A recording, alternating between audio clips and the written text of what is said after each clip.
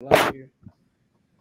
We are now live. Welcome to Lead Through Sport, the podcast, aka Spotlight Thursdays. My name is T. Scotty, and I'm joined by one of my great friends, my cousin, I like to call him, Cecil White III from Hampton, Virginia. How you feeling today, man? What's happening, man? It's a pleasure. I'm doing well. This is like a long time coming, so I'm Absolutely, excited. man. Absolutely. It's crazy, like, to see us as youngins, man. I knew since I was about 7, 8 years old. To see us where we are now, very crazy. It's amazing, though.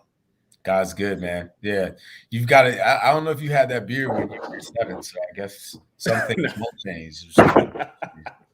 That's a fact. That's a fact. That's a fact. So, just to let everybody that knows, watching Lead Through Sport is a platform that spotlights former and current athletes, entrepreneurs, and creators on their way to success, providing knowledge nuggets for life. And Dub, of course, you're somebody who can pour into the people. You have you're a great person. You have a great job, and I feel like you have a lot of knowledge to give off today. So that's why I brought you in, of course, man. So, how's everything going, man?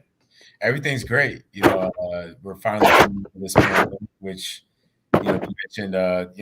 My job is to work with athletes and celebrities every day. And so obviously a lot of their day-to-day lives were put on pause, due to the pandemic. And now that they're busy, I'm busy. So Absolutely. I'm sitting in a hotel room in Houston right now. So, I'm excited to be back on the road, man. Everything is kind of coming back to life.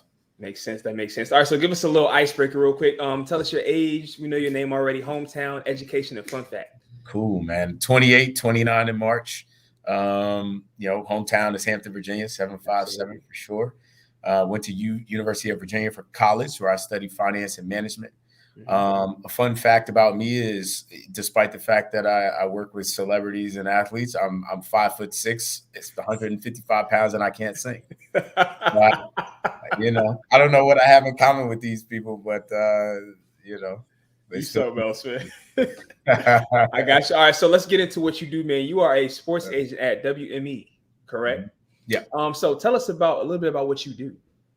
Yeah, so there's a little bit of a misnomer in my title. So I'm just an agent. So I work with, in addition to working with athletes, I work with some traditional Hollywood talent as well. And my job is just to build businesses, right, around these individuals. So I mainly focus on what we would call off-court, off-field type of endeavors. So brand marketing, brand endorsements, content development, books, public speaking, anything that can help a talent or a celebrity tell their story in a non-traditional way is where I really lean in. And so I create business models around them. I'm on the phone with corporate advertisers, CEOs, CMOs, pitching them as to why they should partner.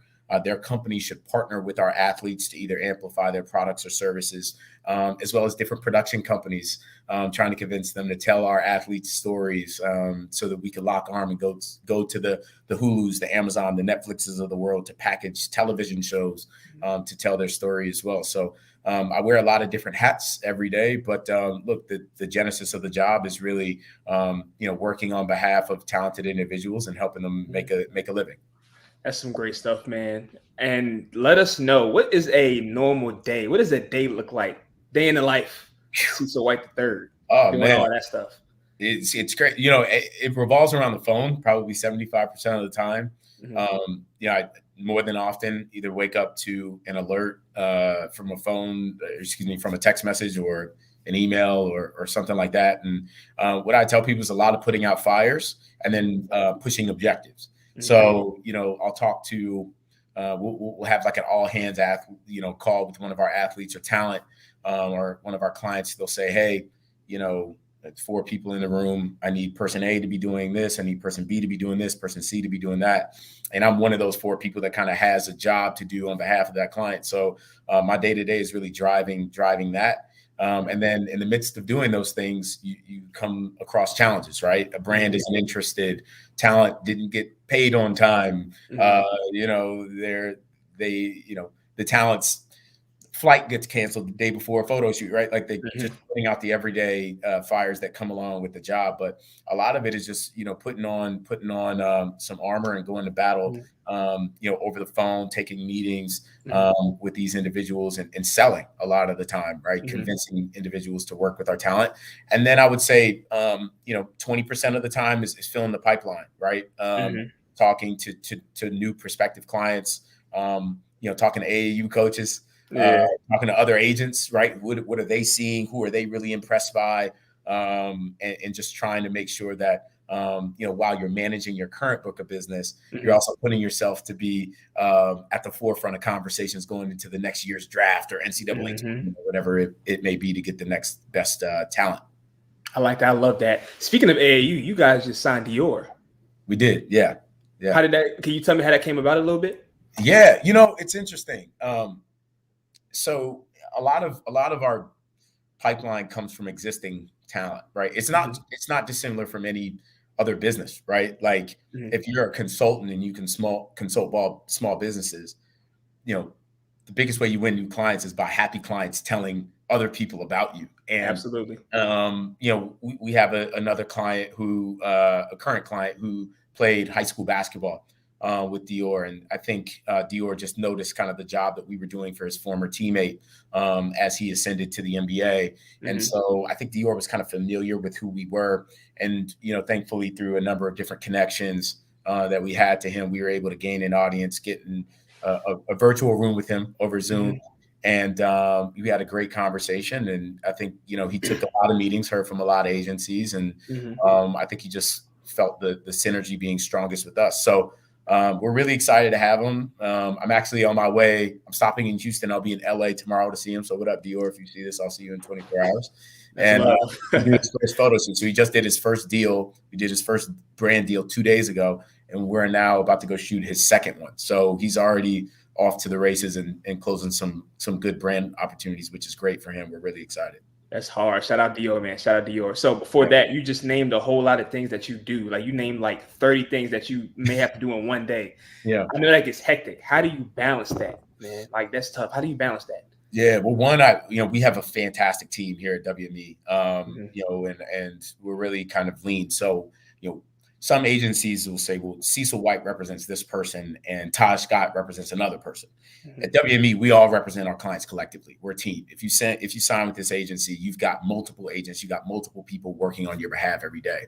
And so I'm able to lean on my colleagues for a lot of this stuff, which I'm really grateful for. If I'm putting out a fire with client A and client B needs something, I know I can slot in somebody who can help me, on that. Also, I have a fantastic. I call her my chief of staff. She's my assistant, Ashanti Rubin. She's fantastic. Shout out Ashanti. For sure. Ashanti's great and kind of keeps me organized. I don't know what I would do without her. Like we have a morning call every day at 9 a.m. my time, 6 a.m. her time, because she's in LA. So sorry, Ashanti. But we just go through the day and she kind of gives me my slate of things to do and things we have coming and helps me stay organized. Got you. So you didn't always start off as one of the best top agents in America. It had to be a journey, coming out of college until now. So can you talk to me about the steps that you took, to ultimately getting with WME? Yeah, well, I don't know if I'm one of the best agents in America now. You got me blushing over here, but I'm definitely aspiring to be the best at what I do. But no, look, Taj, you've known me since I was a kid. I grew up around sport the same way you did. Every kid from the 757 did. Like I said, I was a little height disadvantaged. So I think in those days of playing for James Daniels and the Hampton Hoyas, when I was riding the bench in 7th grade, I was like, okay, love being at the game. Don't think I'm gonna be in the game long. So got to find other ways to be around sport. And so my mom, God rest her soul, she passed away in 2016. She had brought up the idea of being a talent representative and an agent really early on in my life. I broke my collarbone playing for the Fox Hill Redskins. And we were on the way to the hospital and I was crying. My mom knew I was crying. And I was like, well, I don't think I'll ever be able to play football again. She said, well, if you're not going to play football again, why not just be one of the guys who's helping these players think about their careers and you could be around the game behind the scenes. Smart. And so from that moment on, I think I was like 12 or 13 years old. I just became obsessed with this. And when I got to college, I realized it was very expensive to try to become an agent. The jobs don't typically pay very well out of college. You're typically an assistant for a decent period of time. And for my personal financial situation, I just wasn't able to do it. And so I started my career on Wall Street, one, because it paid well, and two, because I felt like I could learn the language of business that I could transfer to athlete representation and allow me to have a little bit more to bring to the table than just being like a fan, right? Like I'm a fan that also knows business. Absolutely. And so I worked on Wall Street for a number of years, was able to pivot to WME within the finance department, believe it or not. So even when I first came to the agency, I was not an agent. I was very much a back office finance guy, and just networked my way into the group. And like I think what you were alluding to is every journey has people who help them. And I was fortunate enough to have a guy named Carlos Fleming, who was an African-American partner at WME, who's a mentor of mine, and everything else, all the things, mentor, big brother, everything, who took me under his wing, gave me a chance, gave me my first job on the talent side of the business, using my finance skills to help athletes think about like investing type of deals where they were actually getting equity and ownership in brands instead of just cash. And I was able to just, parlay from there. So that's kind of how it broke in.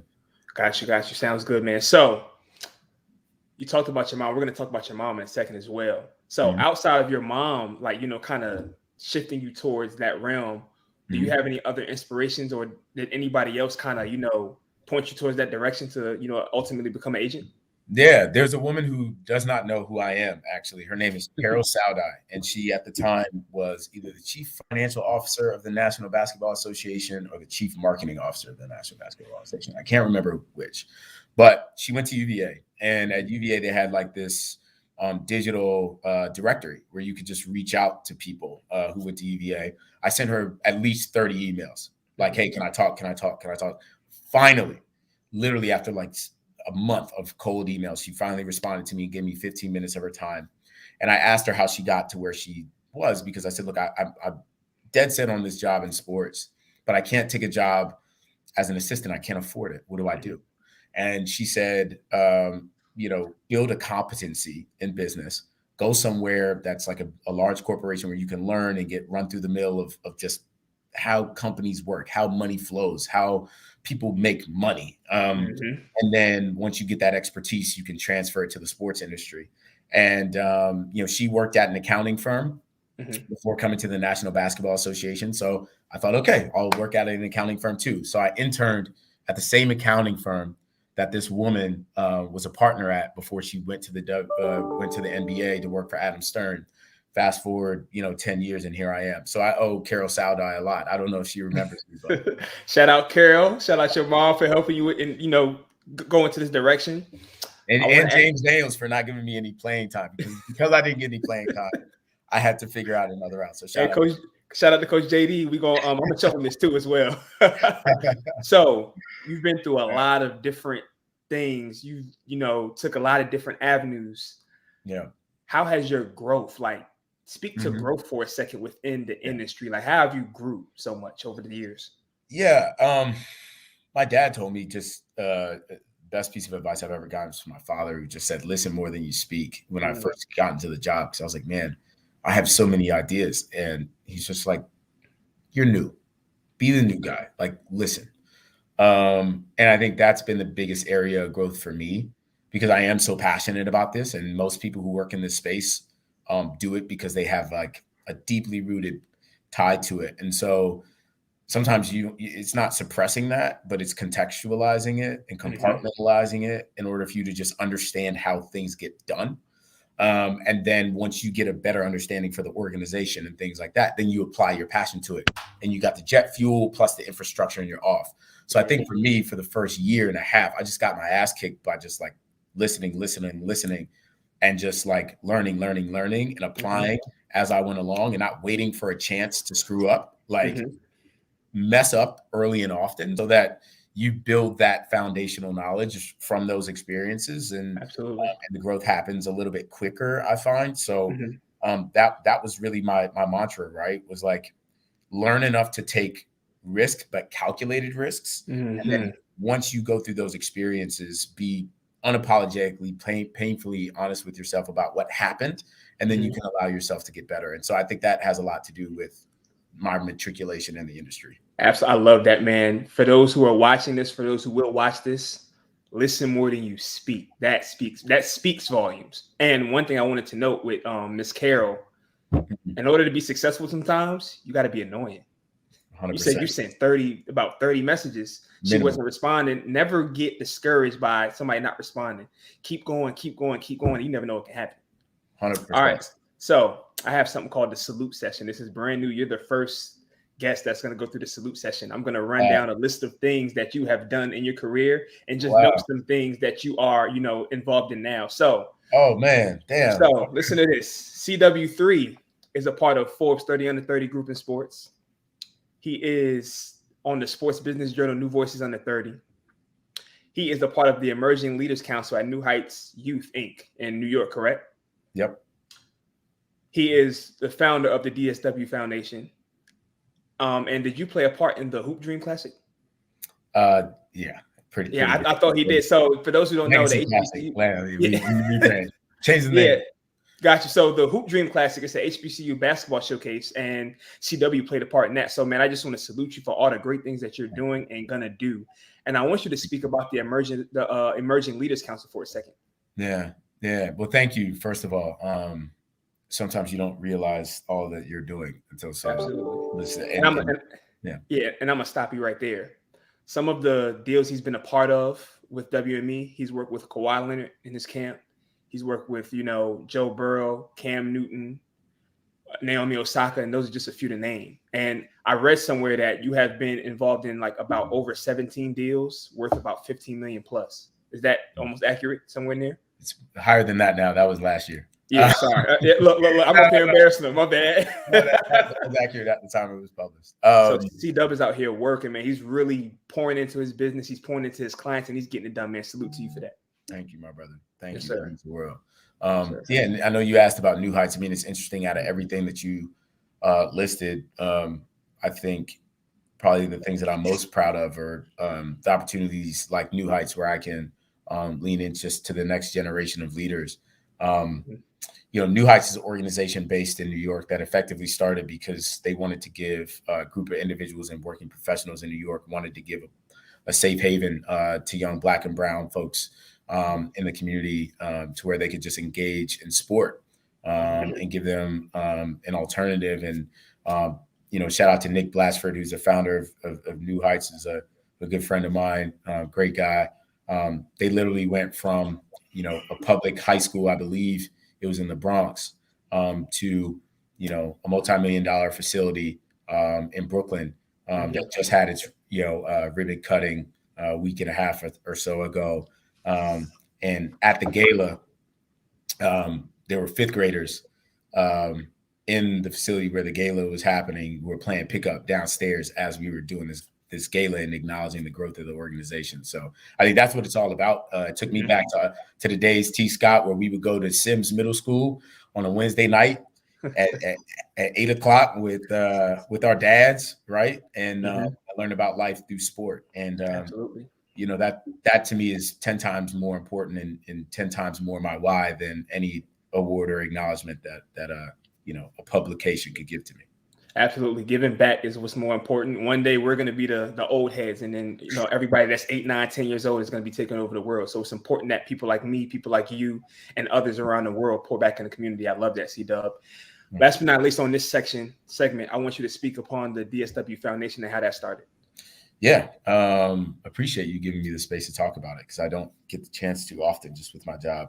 But in 2016, my mom passed away of kidney cancer. And prior to her passing, she was the president and chancellor at North Carolina Central and was just a fierce pioneer and champion for, historically Black colleges, and just communities of color more broadly. And so, and part of just my coping process with her passing, quite candidly, and also my desire to just continue her work, we created this foundation with the ultimate objective of, continuing to elevate the areas that she was passionate about. So equal access to public education, empowering women, pushing forward health initiatives. And that was more about her journey with cancer, which I think just illuminated us to, the inequities, right, that exist within the healthcare system in America. My mom was extremely privileged and was able to get access to some of the best care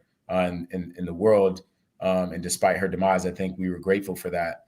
And just in the process realized that not everyone had access to the same things that she did as she was making her transition.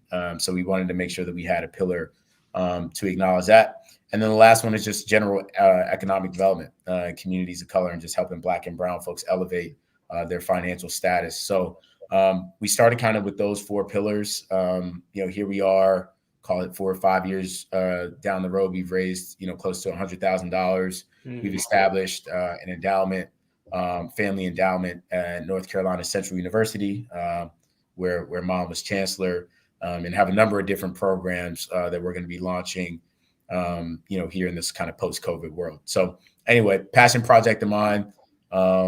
Have an amazing kind of board of advisors who are actually mainly comprised of my friends and family, who all knew Mom or interacted with Mom and felt that same level of enthusiasm to kind of continue her work in those areas that I did. So more exciting than my ability to kind of give back in her name, I think, was just the fact that Mom touched so many people that felt compelled to jump in the trenches with me. Absolutely. Be great. Absolutely. Definitely. So rest in peace, Aunt Deb. She really put her foot, on the gas pedal with her job, being the chancellor at NCCU. She left her imprint on this world, and I think you're making her really proud. So rest in peace, Aunt Deb. Thank you, brother. Appreciate it. Yep. So let's go ahead and transition. Let's talk sports now. You played sport back in your day, right? So tell us what the sports background has done for you in general.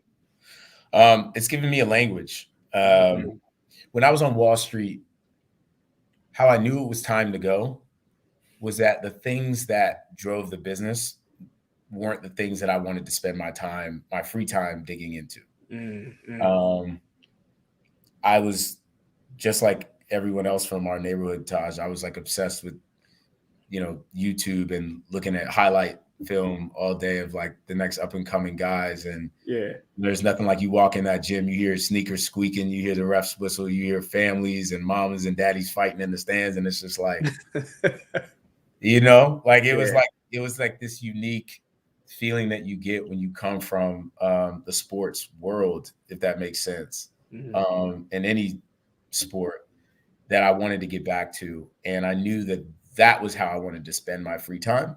And those were the things that wouldn't feel like work to me, was going into those events and meeting with those families and talking about my view of how their kids could build generational wealth. And, I know a lot of people probably get on this podcast and talk about waking up and going to practice early and working with teammates and all that. That's very true. Learning how to communicate, learning how to work in team environments, learning how to not be the best guy on the team, but still fill your role, right? All those things, I think quite literally sport taught me the same way it taught folks who may have only, like I stopped playing sports seriously after, 12th grade, but even if people play professionally, I think those would be those similar takeaways, albeit optimized for the maximum level. But I think for me, quite literally, sport has changed my life because it's given me a language of business to speak to where now when I walk in the room and I say I'm from Hampton, Virginia, that holds the same weight as the bankers who walked in the room and said, I'm from Greenwich, right? I'm from Manhattan, New York. Well, in investment banking, that's like, oh, wow, well, the CEOs and CMOs of these companies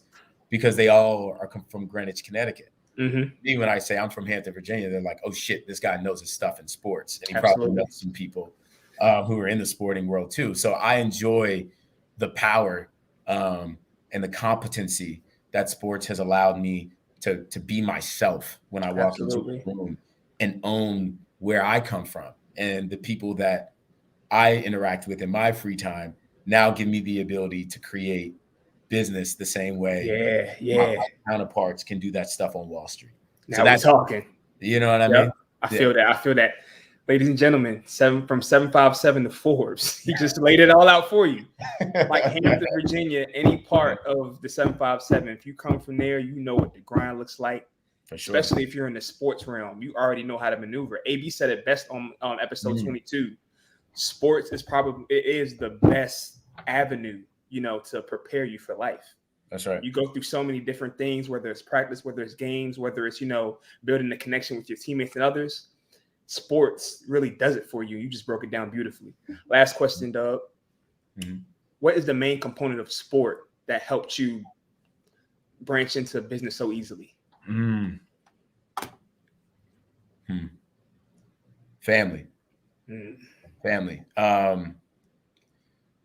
No matter who you are, when you step on that court, or that field, you represent the last name just as much as you represent the team up front. That's hard. I wish I had the I wish I had the funk flex bomb. I wish I had the funk bomb right now. That's hard. Keep going. And for me, coming from the place that I came from, but obviously just being blessed to come from the family that I came from, it resonates. Like when I work with athletes and I understand their why, like I understand their why more so than anything. And I think that's what allows me to be so effective, because when I'm talking to a Dior, when I'm talking to whomever it may be, I know when they talk about legacy and generational wealth and taking their family's socioeconomic status to the next level using their talent in sport, I have a very similar philosophy for mine, right? Because even though I'm not hooping, I came from the communities where a lot of the time the only way you could elevate was to hoop. Absolutely. And so, I think, like I said, a lot of athletes will come in here and give you a totally different response, which is why I was kind of excited. I'm like, yeah, I get to talk from a nerd perspective on this podcast, But we at the end of the day, we all come from the same community. So I think that passion for family, that passion for legacy that drives a lot of these athletes is something that I resonate with, and I can articulate in such a way that they understand that I'm not here to monetize their name and image or anything. I'm just here to be helpful on their mission. That's real, man. That's some real stuff, man. We had some real great content from CW3 today, man.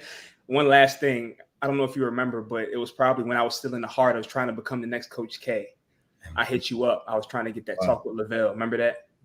You hooked that up for me. He talked to me after that Christmas game. I told you that back then. Yeah. I really appreciate that, though, man, because you didn't have to do that.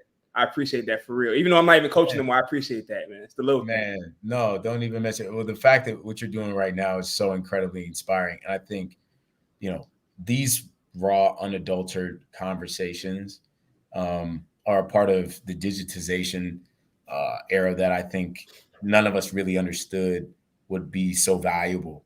Your ability to connect with so many people globally and have these real, raw, authentic conversations that we can all tap into and listen to. You've got a real powerful gift, my brother. And you've always had it. You've always been wise beyond your years. So I don't know if you, like you said, you don't need to be Coach K when you're the next Mav Carter, man. You got the nice little version of the shop right here. I appreciate that, man. I appreciate that. Shoot, hopefully in a couple, 2-3 years, I'll be signing with WME. You feel me? Well, you got an agent whenever you're ready. I appreciate that, man. Deb, do you have any last words for somebody who's watching that may want to be a sports agent one day, or somebody that's taking the same path as you? What kind of words do you have for them? Stick to hell with it. Stick to hell with it. I heard no more times than I could fathom from everyone who you can imagine, from teams to leagues to agencies, consulting companies, investment banks that were all focused on sports. They all told me no. But when I got that one yes, God damn it, all I needed. So hear as many no's as it takes. Stick with it. Be yourself. Be yourself. Be yourself. And you will speak a language that only you can speak. Lean into your competitive advantage and stay hungry, and all will work out. I love that. I love that. Doug, man, I appreciate you taking time before the Rockets game to come and chop it up with me, man. You're welcome on this platform anytime, man. Thank you, brother. Go Rockets. Appreciate it. Absolutely. For those who are watching this, man, go ahead, follow me on Instagram and Twitter at @tscotty_ with a Y. C-Dub, where can they find you at? At Cecil White III on Instagram. But we'll talk about LinkedIn later, but I prefer LinkedIn. I got you. Cecil White III on LinkedIn. Tap in with us. For those who are watching, go ahead and like this video, subscribe to my channel, comment. We're going to have a lot more episodes like this. And Lead Through Sport out. C-Dub. Appreciate you, boy. Love you, man. Love you too, brother. Peace. Yep.